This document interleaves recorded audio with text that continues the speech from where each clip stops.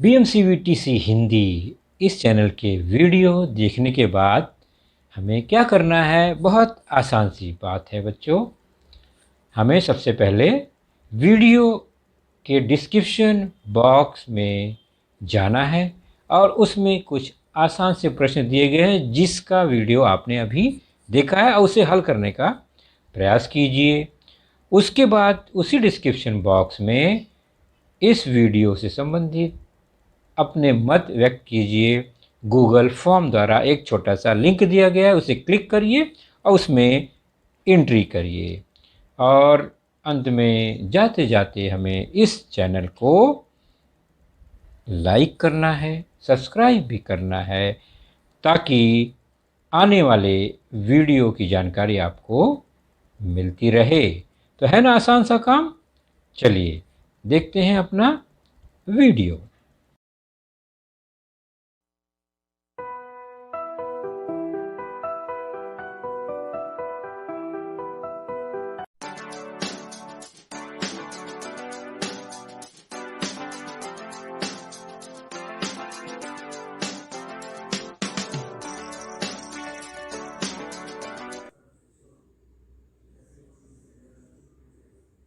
चलिए शुरू करते हैं बच्चों। आज की कक्षा है 10वीं।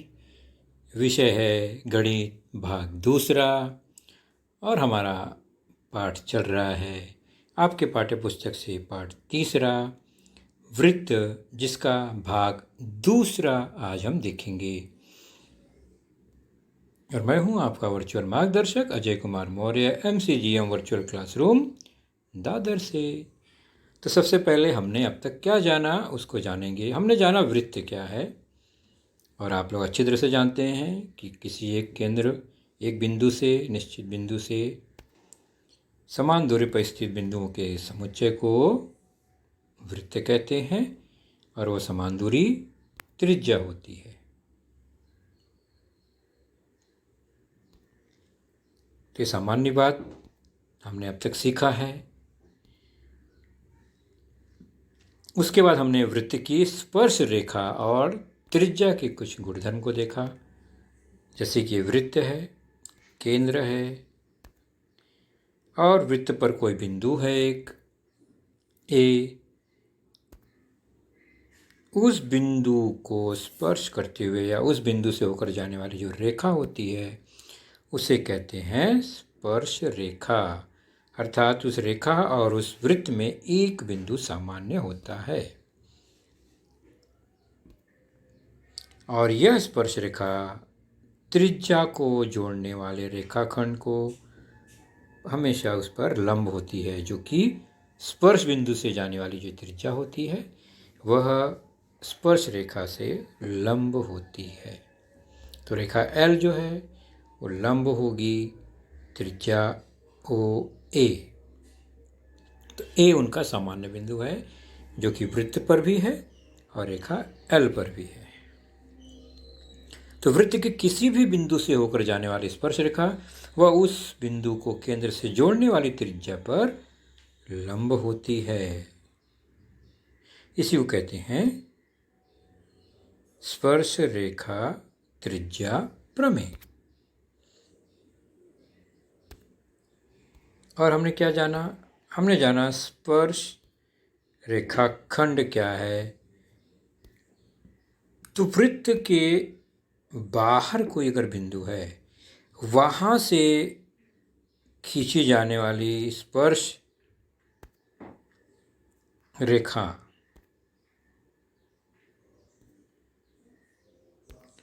उस रेखा में वृत्त पर जो स्पर्श बिंदु है वहां से बाहर जो बिंदु है उसकी दूरी, यानी इस आकृति में आप देख रहे हैं ये दोनों रेखाखंड, इसे कहते हैं स्पर्श रेखाखंड, यानी यह स्पर्श रेखा का ही हिस्सा है। और ये दोनों स्पर्श रेखाखंड सर्वांगसम होते हैं।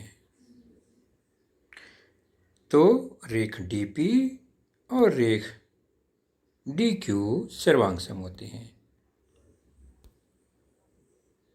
तो वृत्त के बाह्य भाग में स्थित बिंदु से उस वृत्त पर खींचे गए स्पर्श रेखाखंड सर्वांगसम होते हैं। और इसी को कहते हैं स्पर्श रेखाखंड का प्रमेय। चलिए हम चलते हैं आज की चर्चा पर। तो आज हम जिन घटकों पर चर्चा करेंगे वे हैं, पहला स्पर्श वृत्त तथा प्रमेय, दूसरा है वृत्त का चाप, तीसरा है केंद्रीय कोण और चौथा है चापों की सर्वांग समता।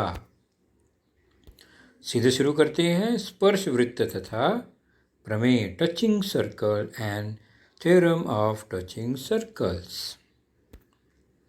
तो ये क्या है, नाम से ही पता चलता है। चलिए आकृति द्वारा समझने का प्रयास करते हैं। यह एक वृत्त है, उसका एक केंद्र है। यह दूसरा वृत्त है, उसका केंद्र। इसी तरह यहाँ पर 4 वृत्त आपको दिखाई दे रहे हैं और ये एक दूसरे को बिल्कुल भी स्पर्श नहीं कर रहे हैं। लेकिन अगर 2 वृत्त एक दूसरे को एक ही बिंदु पर स्पर्श करें, जैसा कि यहाँ पर x और z केंद्र वाले वृत्त y पर स्पर्श कर रहे हैं, ठीक उसी प्रकार दूसरा r केंद्र वाला वृत्त, वो भी अंदर जो एक वृत्त है s केंद्र वाला, उसको स्पर्श कर रहा है बिंदु t पर। तो ऐसे वृत्त जो जिनमें एक बिंदु सामान्य है, अर्थात वो एक बिंदु पर स्पर्श करते हैं, उन्हें हम स्पर्श वृत्त कहते हैं। और आप देख रहे हैं ये 2 कंडीशन हो सकता है, या तो वो बाहर बाहर से स्पर्श करे या वो अंदर अंदर से स्पर्श करें। और उनके जो केंद्र बिंदु हैं उनको जोड़ने पर जो रेखाखंड बनता है, उस पर वो जो स्पर्श बिंदु है उससे खींची गई स्पर्श रेखा, वो दोनों के लिए स्पर्श रेखा हो गई, सामान्य स्पर्श रेखा, और वह उस जोड़ने वाली रेखाखंड यानी केंद्रों को मिलाने वाले रेखाखंड पर लंब होता है। यहाँ भी देख रहे हैं ये दोनों केंद्रों को मिलाने वाले रेखाखंड को आगे बढ़ाया, टी पर स्पर्श किया है, तो टी पर जो स्पर्श रेखा है वह दोनों के लिए सामान्य है और लंब है। इसका मतलब 2 वृत्त की एक सामान्य स्पर्श रेखा है जो कि स्पर्श बिंदु पर से होकर जाती है, चाहे वह अंतःस्पर्शी वृत्त हो चाहे बाह्य स्पर्शी वृत्त हो। तो किसी प्रतल में स्थित 2 वृत्त उसी प्रतल में स्थित एक रेखा को एक ही बिंदु पर स्पर्श करते हो तो उन्हें स्पर्श वृत्त कहते हैं। वह रेखा उन दोनों वृत्तों की सामान्य स्पर्श रेखा होती है, ये हमने जाना। और दोनों वृत्त तथा रेखा पर स्थित सामान्य बिंदु को, यानी दोनों वृत्त पर और उस स्पर्श रेखा पर स्थित जो एक सामान्य बिंदु है उसी को सामान्य स्पर्श बिंदु कहते हैं। आकृति में एक जगह y है तो दूसरी जगह t है। और ये पहली आकृतियाँ जो है बाह्य स्पर्शी वृत्त की है और दूसरी है अंतःस्पर्शी वृत्त।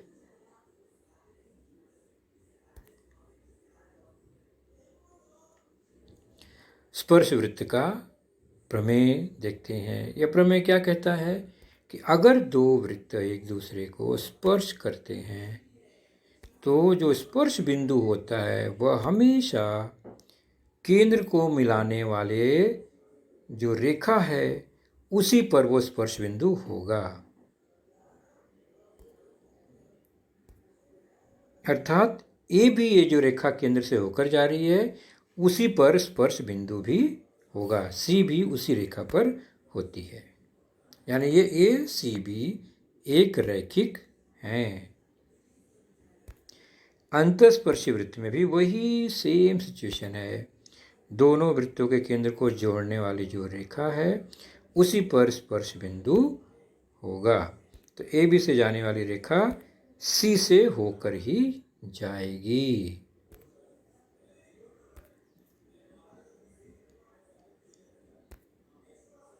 तो बिंदु सी जो है रेखा ए बी पर ही होगा। 2 स्पर्श वृत्तों का सामान्य बिंदु उन 2 वृत्तों के केंद्रों को मिलाने वाली रेखा पर होता है। कुछ इंपॉर्टेंट बात है उसे याद रखिए बच्चों। जैसे कि ये दो वृत्त हैं, बाह्य स्पर्शी हैं, और जैसा कि हमने देखा जो स्पर्श बिंदु है वो केंद्र को जोड़ने वाले रेखाखंड पर ही होता है। तो यहाँ पर ध्यान से देखें तो AC जो है एक वृत्त की त्रिज्या है और BC दूसरे वृत्त की त्रिज्या है। तो बाह्य स्पर्शी वृत्त के जो केंद्र है उनके बीच की दूरी उन दोनों त्रिज्याओं को जोड़ या योग के बराबर हो गई, वो तो दिखाई दे रहा है। अगर पहले वृत्त की त्रिज्या R है, R1, दूसरे की R2, तो R1 और R2 मिला देंगे तो AB आ जाएगा, अर्थात केंद्रों के बीच की दूरी त्रिज्याओं के योगफल के बराबर होता है। कब? जब वृत्त बाह्य स्पर्शी हो। अगर अंतस्पर्शी होंगे तो अंतस्पर्शी होने पर उनके जो केंद्र हैं उनके बीच की जो दूरी होगी वह क्या होगा? AC ये बड़ी वृत्त की त्रिज्या है, R1 मान लिया, और BC छोटे वृत्त की त्रिज्या R2। तो A और B केंद्रों के बीच की दूरी जो होगी वह क्या होगी? वह इन त्रिज्याओं के अंतर के बराबर होगी। किसके बराबर? अंतर, डिफरेंस। तो बड़े त्रिज्या में से छोटी त्रिज्या घटा देंगे तो अंतस्पर्शी वृत्तों के केंद्र के बीच की दूरी प्राप्त होती है। इन्हीं गुणधर्मों पर आधारित कुछ प्रश्न देख लेते हैं। प्रश्न संग्रह 3.2 पेज नंबर 58 पर है आपके। परस्पर अंतस्पर्श करने वाले दो वृत्तों की त्रिज्याएं क्रमशः 3.5 सेंटीमीटर तथा 4.8 सेंटीमीटर हों तो उनके केंद्रों के बीच की दूरी ज्ञात कीजिए। चलिए हल देखते हैं। तो माना R1 3.5 सेंटीमीटर और R2 4.8 सेंटीमीटर हैं। तो अंतस्पर्शी वृत्त है तो उनके केंद्र के बीच की दूरी क्या होगा? त्रिज्याओं का अंतर हमने सीखा, इसलिए दी गए वृत्त के केंद्र के बीच की दूरी, त्रिज्याएं आपको दी गई हैं, प्रश्न में लिखा ही गया है। R1 minus R2 minus R1 करेंगे क्योंकि R2 बड़ा है, तो 4.8 माइनस 3.5 इक्वल टू 1.3 सेंटीमीटर। बच्चों स्क्रीन पर फॉन्ट थोड़ा गड़बड़ दिखाई दे रहा है, लेकिन प्रश्न सिंपल है इसलिए यहाँ पर अभी हम ज़्यादा इसमें चेंजेस नहीं करेंगे। प्रश्न कैसे हल करना है ये आपको समझ में आ गया। तो केंद्रों के बीच की दूरी चूँकि अंतर्वृत्त है इसलिए अंतस्पर्शी हैं, इसलिए ये अंतर के बराबर होगा। उसी प्रकार दूसरा प्रश्न भी वैसे ही है लेकिन बाह्य स्पर्शी हैं। वृत्तों की त्रिज्याओं के माप दिए गए हैं, तो वही तरीका है। एक को R1 मान लीजिए, एक को R2 मान लीजिए। तो बाह्य स्पर्शी वृत्तों के केंद्र के बीच की दूरी होगा त्रिज्याओं का योगफल। तो निश्चित है R1 प्लस R2 हो जाएगा। बाहर से स्पर्श करते हैं, जोड़ देंगे। कितना जोड़ेंगे आपको दिखाई दे रहा है, मान रख देंगे R1 R2 का, और योग जो भी आएगा वह हो जाएगा दिए गए वृत्तों के केंद्रों के बीच की दूरी। तो आप इसे स्वयं हल करेंगे अपने नोटबुक में। चलिए अगला प्रश्न है, ध्यान से देखिए। 4 सेंटीमीटर और 2.8 सेंटीमीटर त्रिज्या वाले दो वृत्त बनाने हैं, जिसमें एक बार वो बाह्य स्पर्शी करेंगे, एक बार वो अंतस्पर्शी करेंगे, यानी अलग अलग चित्र हमें बनाने हैं, और त्रिज्या दोनों की दी गई है। तो पहले बाह्य स्पर्शी केंद्रों के बीच की दूरी हम निकालेंगे, तो उनकी त्रिज्याओं का योग हो जाएगा, और 4 और 2.8 जोड़ देंगे तो हो जाएगा 6.8 सेंटीमीटर। ये जो दूरी हमें मेरी लंबी 6.8, उतना बड़ा पहले हम अपने नोटबुक पर बनाएंगे। ध्यान से देखिए, नोटबुक पर एक पट्टी से 6.8 लंबा रेखाखंड खींचेंगे, 0 से शुरू करके 6.8 खींच दिया। अब इस रेखाखंड के अंत बिंदु पर 4 सेंटीमीटर दूर या चाप लेकर, 4 सेंटीमीटर है ना पहला वृत्त त्रिज्या, तो उतना बड़ा त्रिज्या लेकर अंत बिंदु पर गोला प्रकार रखकर वृत्त खींचेंगे। ए पर गोला प्रकार रखेंगे और वृत्त बना देंगे। तो ये बन गया पहला वृत्त जो कि 4 सेंटीमीटर त्रिज्या वाला है। दूसरा अंत बिंदु बी है, तो अपने आप बचा हुआ जो भी है वो 2.8 ही होगा। तो अंत बिंदु बी पर गोला प्रकार रखेंगे और 2.8 त्रिज्या वो जो बिंदु दिख रहा है स्पर्श बिंदु वहाँ पर रखकर एक वृत्त बना देंगे। तो ये हो गया बाह्य स्पर्शी दो वृत्त जिसकी त्रिज्या है 4 सेंटीमीटर और 2.8 सेंटीमीटर है और सी उनका स्पर्श बिंदु है। ओके, अब अंतःस्पर्शी बनाना है इन्हीं त्रिज्याओं का, तो कैसे बनाएंगे? तो अंतःस्पर्शी के लिए केंद्रों के बीच की दूरी, त्रिज्याओं का अंतर 1.2 सेंटीमीटर अंतर है। तो इसके लिए शुरुआत किससे करेंगे? शुरुआत करेंगे पहले बड़ी एक त्रिज्या जो 4 है उसको पहले बनाएंगे, 4 सेंटीमीटर बराबर है। इसके अंत बिंदु पर गोला प्रकार रखेंगे और एक वृत्त खींच देंगे कि तो ये 4 का तो बन ही गया, तो एक केंद्र बन गया ये 4 सेंटीमीटर त्रिज्या वाले वृत्त का। अब दूसरा केंद्र कहाँ होगा? तो अंतर है 1.2 हमने देखा, तो 1.2 दूरी पर एक दूसरा बिंदु लेंगे, 1.2 दूरी पर वो दूसरे वृत्त का केंद्र होगा जो कि 2.8 हो जाएगा। अंतर हमने देखा है, 1.2 निकल गया 4 में से तो बचा हुआ 2.8 हो गया। वहाँ पर गोला प्रकार रखकर एक वृत्त बना देंगे। कहाँ पर? बी पर। बी दूसरे वृत्त की केंद्र है, तो ए पर एक वृत्त बना बड़ा वाला, बी से एक वृत्त बना छोटा वाला लाल वाला, और सी पर स्पर्श कर रहे हैं, अंतःस्पर्शी हो गई। तो आप लोग प्रैक्टिस करेंगे, बहुत आसानी से आ जाएगा। चलिए अगला देखते हैं। आकृति में ए बी केंद्र वाले वृत्त परस्पर ई पर स्पर्श करते हैं। उनकी सामान्य स्पर्श रेखा एल उन्हें क्रमशः सी और डी बिंदु पर स्पर्श करती है। वृत्तों की त्रिज्या 4 और 6 दी गई है। सी डी की लंबाई बताओ। आकृति क्या है? तो ये वृत्त है, ये दूसरा वृत्त है और ये ई बिंदु पर स्पर्श कर रहे हैं बाह्य स्पर्श। तो ए केंद्र वाला, बी केंद्र वाला और वो ई पर स्पर्श कर रहे हैं, ये प्रश्न में दिया है। उसके बाद उनकी एक सामान्य स्पर्श रेखा है जो कि जिसका नाम एल है और वो छोटे वृत्त को सी पर, बड़े वृत्त को डी पर स्पर्श करती है। ये भी बन गया। वृत्तों की त्रिज्याएं दी गई हैं 4, दूसरे बड़े वाले की 6, ये भी दी गई है।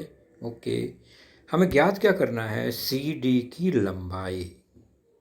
तो पूरा प्रश्न मैं हल नहीं करूँगा बच्चों, मैं हिंट दूंगा, समझेंगे आप लोग और अपने नोटबुक पर उसे नोट कर लेंगे। चलिए शुरू करते हैं। सबसे पहला काम क्या करेंगे? सबसे पहला काम करेंगे ए और बी को मिला देंगे जो कि स्पर्श बिंदु ई से होकर ही जाएगा। और हमें पता है ए ई त्रिज्या ही है 4 और ई बी दूसरी त्रिज्या है 6। इसका मतलब ए बी की लंबाई 10 हो गई, पक्का? तो ए बी की लंबाई 10 हमने नोट कर लिया। चलिए अब देखते हैं। तो ए सी जो है वो त्रिज्या है, स्पर्श रेखा पर लंब होती है, हमने ये पहले जाना है। उसी प्रकार बी डी जो त्रिज्या है वो स्पर्श रेखा पर, वो भी डी पर लंब है, ये भी हमें पता है। अब हमारा काम शुरू होता है कि सी डी के समांतर या यूं कहे ए से डी बी पर एक लंब खींचते हैं। जब लंब खींचते हैं तो आप ध्यान से देखें तो ऊपर एक आयत बन गया, नीचे एक त्रिभुज बन गया। तो ए एफ डी सी आयत है और ए एफ बी त्रिभुज है, समकोण त्रिभुज है। इसका मतलब क्या हुआ कि ये आयत यानी सम्मुख भुजाएं इसकी सर्वांग सम होगी, जो भी है। सी डी बराबर ए एफ हो जाएगा, ए सी बराबर डी एफ हो जाएगा। तो ए सी बराबर डी एफ हो गया 4, तो एफ बी जो बचा हुआ है वो कितना हो जाएगा 2, क्योंकि कुल मिला के 6 है। तो जब 6 है तो वो टुकड़ा ऊपर का 4 तो नीचे का 2। अब ध्यान से वृत्त को देखो, समकोण त्रिभुज, कर्ण है 4 धन 6 10 और एक भुजा है 2, तीसरी भुजा हम निकाल लेंगे। कैसे? समकोण त्रिभुज ए एफ बी में पाइथागोरस प्रमेय से हम ए एफ का मान निकालेंगे। और ए एफ का मान निकल गया तो ध्यान से देखो बच्चों, ए एफ जो है वो आयत के सी डी के बराबर है। ए एफ सी डी के बराबर है, सम्मुख भुजा। तो सी डी की लंबाई प्रश्न में पूछा है, यानी ए एफ निकल गया तो वही लंबाई सी डी की होगी। तो ये काम है, छोटा सा काम हल करने के लिए प्रश्न समझना जरूरी है। तो आयत ए एफ डी सी में क्या हो जाएगा, ए एफ और सी डी बराबर हैं, तो जितना ए एफ आएगा वही बराबर सी डी होगा। चलिए अगली जानकारी, वृत्त चाप, आर्क ऑफ अ सर्कल। चाप क्या होता है? तो किसी भी वृत्त का टुकड़ा, जो परिधि है ना बाहरी, उसका टुकड़ा। जैसे ये वृत्त है, एक केंद्र है, केंद्र बिंदु सी, और एक छेदन रेखा है जो वृत्त को 2 बिंदुओं पर काटेगी। छेदन रेखा के ये 2 भिन्न बिंदुओं पर काट देती है। इसके कारण वृत्त 2 टुकड़ों में बढ़ जाएगा। देख रहे हैं ऊपर एक बड़ा टुकड़ा लाल रंग में दिखाई दे रहा है, यह इसे हम चाप कहते हैं, ये बड़ा चाप है। उसी तरह नीचे भी एक टुकड़ा है, ये छोटा चाप है, दिख ही रहा है। वैसे पहचानेंगे से बड़े चाप में केंद्र बिंदु होता है, तो बड़े चाप को दीर्घ चाप, छोटे चाप को लघु चाप कहते हैं। चाप पर एक एक बिंदु ले लेते हैं, एक पर x, एक जगह y। तो दीर्घ चाप और लघु चाप 2 चाप बन गए। दीर्घ चाप यहाँ पर नाम है ए वाई बी, बड़ा वाला चाप ए वाई बी, और लघु चाप मतलब छोटा चाप है यहाँ ए एक्स बी। तो चाप समझ में आ गया, टुकड़ा। तो चाप का नाम सामान्य तौर पर 3 बिंदु से दर्शाएंगे, क्योंकि अगर मैं चाप ए बी कहूँगा तो ए बी बड़े वाले का भी नाम हो सकता है, छोटे वाले का भी नाम हो सकता है, यानी लघु चाप भी ए बी है, दीर्घ चाप भी ए बी है। तो क्लियर करने के लिए हम 3 बिंदु का उपयोग करेंगे ताकि हमें पता चले एक्चुअल में कौन सा चाप है। वैसे 2 बिंदु से भी दर्शा सकते हैं जब कंफर्म हो कि यही चाप के बारे में बात करना है।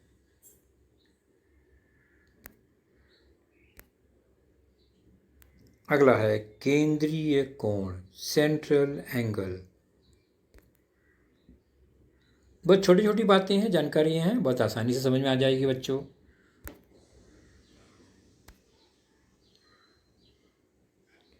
यह है केंद्र ओ वाला एक वृत्त, उस केंद्र पर एक कोण बना है, यानी कोण का शीर्ष बिंदु केंद्र पर है। ए और बी उस कोण पर स्थित बिंदु है जो कि वृत्त पर भी है, और उसका माप थीटा है। हाँ, कोण ए ओ बी थीटा है, जो कि केंद्र पर बना हुआ कोण है। और पी जो है उस कोण के संगत चाप पर एक बिंदु है, और बिंदु Q जो है वो दूसरी ओर एक बिंदु है बड़े वाले चाप पर। तो जिस कोण का शीर्ष बिंदु वृत्त के केंद्र पर होता है उस कोण को केंद्रीय कोण कहते हैं। कितना आसान है, केंद्र पर बना हुआ कोण है तो केंद्रीय कोण है। तो कोण ए ओ बी जो है वो यहाँ पर क्या है, केंद्रीय कोण है।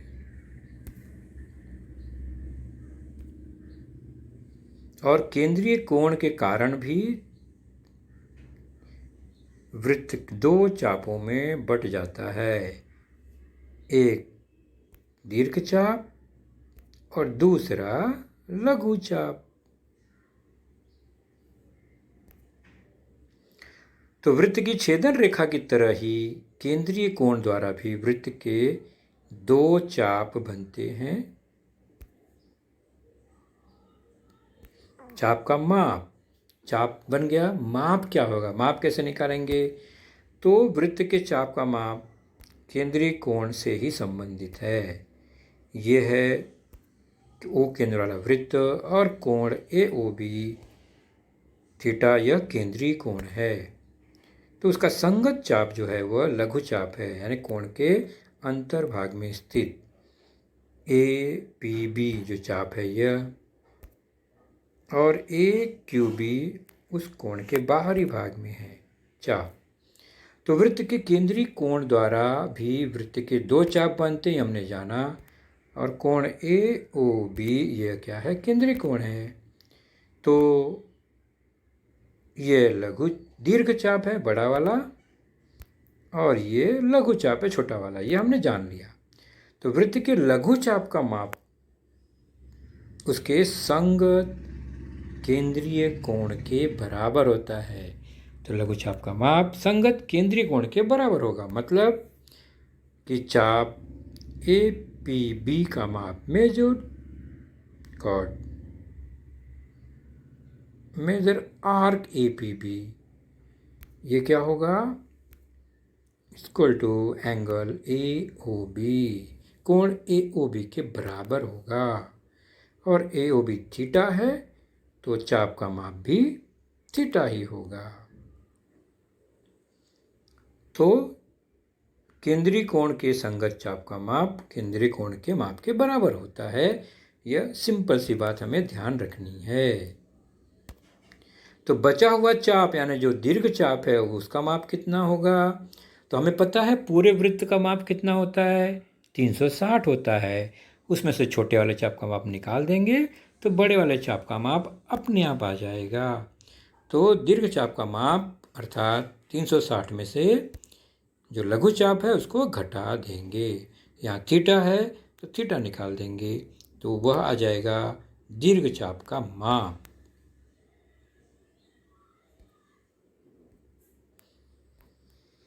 कुछ उदाहरण द्वारा समझने का प्रयास करते हैं। यह ओ केंद्र वाला वृत्त है, उसमें एक केंद्रीय कोण बना हुआ है जिसका नाम है कोण AOB। इस केंद्रीय कोण में एक संगत चाप है, चाप AXB। तो 80 अंश का अगर केंद्रीय कोण है तो चाप AXB कितना होगा? तो चाप AXB भी होगा इस केंद्रीय कोण के बराबर, अर्थात 80 अंश। कितना हो जाएगा? 80 अंश। तो ये संगत लघु चाप का माप मिल गया। तो संगत दीर्घ चाप का माप कितना होगा अभी हमने सीखा। तो वह लघु चाप को घटा देंगे 360 में से। 360 में से क्या घटाएंगे? लघु चाप का माप यानी 80 अंश। तो यहाँ आ जाएगा 280 अंश।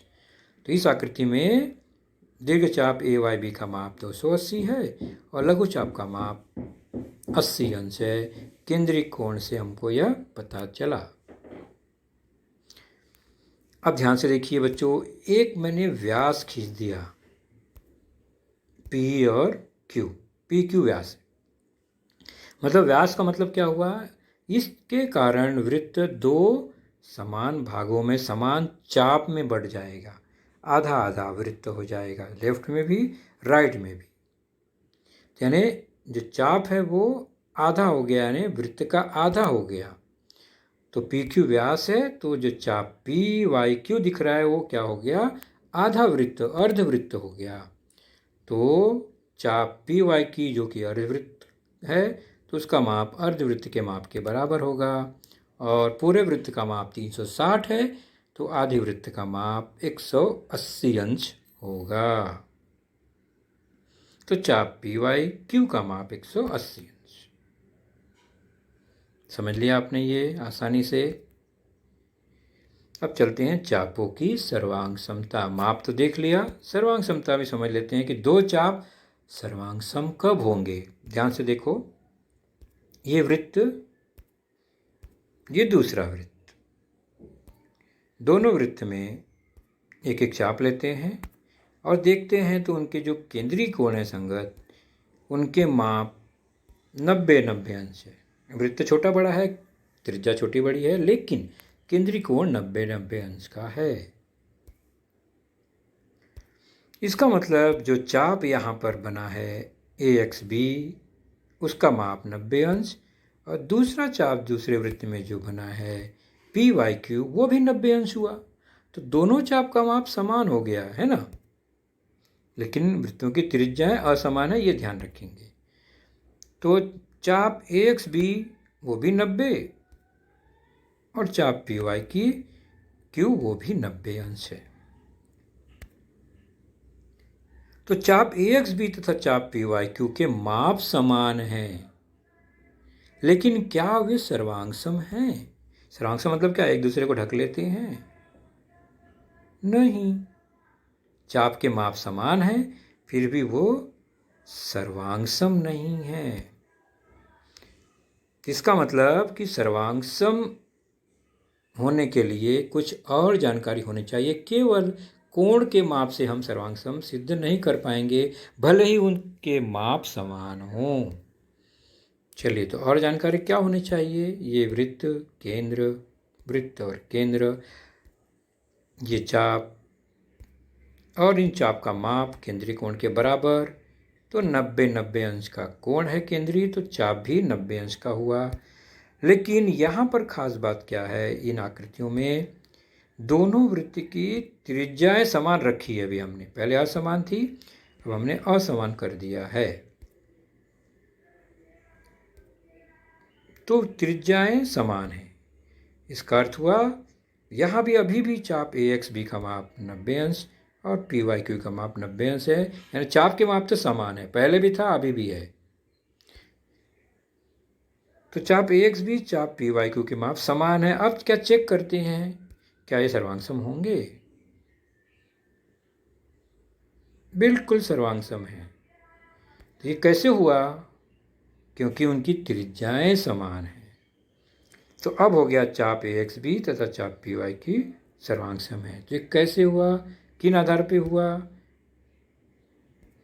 तो अब हम निष्कर्ष निकालेंगे कि अगर दो वृत्त या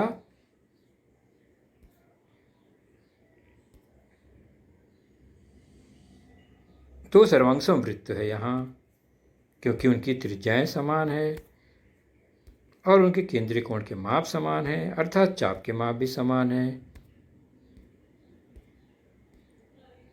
चाप AXB चाप PYQ दोनों के माप 90 अंश इस आकृति में, और त्रिज्याएं भी समान हैं। तो हम देखते हैं कि चाप सर्वांगसम हो जाते हैं। तो दो कंडीशन हुई कि दो चापों की त्रिज्या और उसके माप ये दोनों समान हों, तो वे दोनों चाप परस्पर सर्वांगसम होते हैं। तो चाप सर्वांगसम कब होंगे? जब चाप की त्रिज्या और चाप का माप दोनों ही समान हों। तो चाप AXB यहाँ, चाप PYQ ये दोनों सर्वांगसम हैं, और उसको चिन्ह के रूप में कैसे लिखते हैं? सर्वांगसम का चिन्ह लगा देते हैं बस। तो चाप AXB सर्वांगसम चाप AYB इस तरह से चिन्हों के रूप में लिखा जाता है। प्रश्न संग्रह 3.3 का एक प्रश्न लेते हैं, पेज नंबर 63। आकृति है, ध्यान से देखेंगे। आकृति में C केंद्र वाला एक वृत्त है, उस पर बिंदु है GDEF। उसमें कोण ECF का माप 70 दिया गया है और चाप DGF 200 है। तो DE का मान निकालना है और चाप DEF का मान निकालना है। मैं पूरा नहीं बताऊंगा, फिर भी आप देखते जाइए, ध्यान से समझ जाएंगे कि पहले चाप EF जो कि केंद्रीय कोण का संगत है, वो केंद्रीय कोण के बराबर होगा, है ना, केंद्रीय कोण का गुणधर्म है ये। तो कोण ECF के बराबर होगा, और आकृति में ECF दिया गया है 70। तो मेजर चाप EF 70 हो गया, पहली जानकारी मिल गई हमें। अब हम देखते हैं सभी चापों को जोड़ेंगे तो एक वृत्त बनता है, यानी चाप EF एक टुकड़ा, फिर चाप FGD ये टुकड़ा और चाप डी ई, ये तीनों मिलाएंगे तो पूरा वृत्त हो जाता है, अर्थात वह हो जाता है 360, जिसमें ई एफ का मान 70 हमने अभी देखा और एफ जी डी का मान प्रश्न में दिया गया है 200। तो डी ई का मान हम समीकरण द्वारा निकाल लेंगे क्योंकि वही बचा है। तो आगे हल करेंगे, कितना आएगा 270 धन चाप डी ई बराबर 360। चाप डी ई का माप निकालेंगे, 360 में से 270 घटा देंगे तो मिल जाएगा चाप डी ई का माप 90 अंश। तो आकृति में देखिए चाप डी ई जो है वो 90 अंश का हो गया। अब हमें प्रश्न में ज्ञात करना है चाप डी ई एफ का मान, डी ई एफ जो कि डी ई और ई एफ के बराबर है, दोनों को जोड़कर।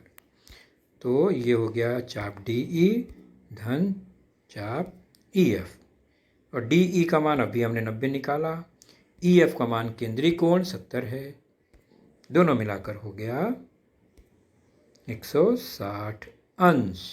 है ना आसान सी बात।